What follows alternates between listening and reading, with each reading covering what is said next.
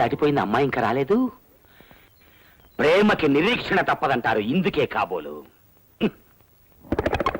ఈ పెట్టుడు మీసం ఒకటే దురద, చస్తున్నాను దీంతో.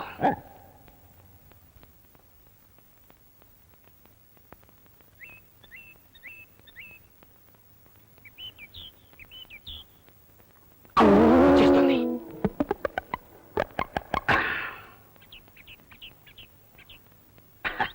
Beautiful bye.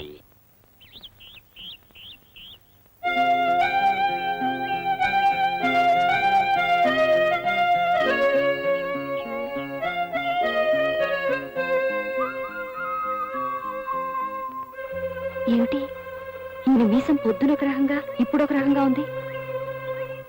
నా మీద ఎంత లవ్వో ఆ లుక్స్ లోనే తెలుస్తోంది.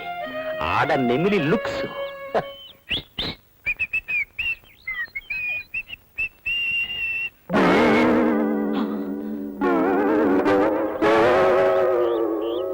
హాయ్ నీరజ్జ.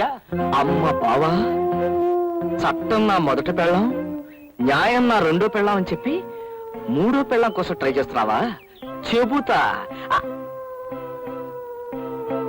ఇంతకీ ఆ ఆంజనేయుల విషయం? వాడి విషయం కాసేపు మనం మాట్లాడకుండా ఉంటే నీకేమైనా అభ్యంతరమా? అంటే ఇక్కడికి వస్తే మీరు ఫలితాలు ప్రకటిస్తానని పొద్దున అన్నారు కదా అని వచ్చాను. వచ్చినందుకు చాలా థ్యాంక్స్. నీతో ఒక ప్రత్యేకమైన మ్యాటర్ డిస్కస్ చేద్దామని. ఏమిటో చెప్పండి.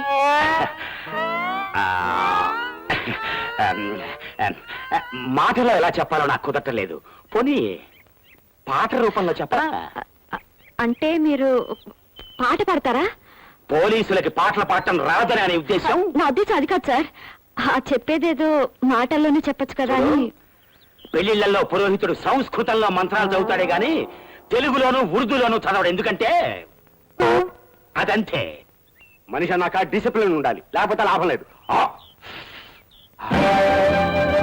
రాయబారానికి వెళ్ళిన శ్రీకృష్ణుడు రాగాలు తీసి పద్యాలు పాడుతాడే గాని మాటల్లో చెప్పడు. ఎందుకంటే అదంతే.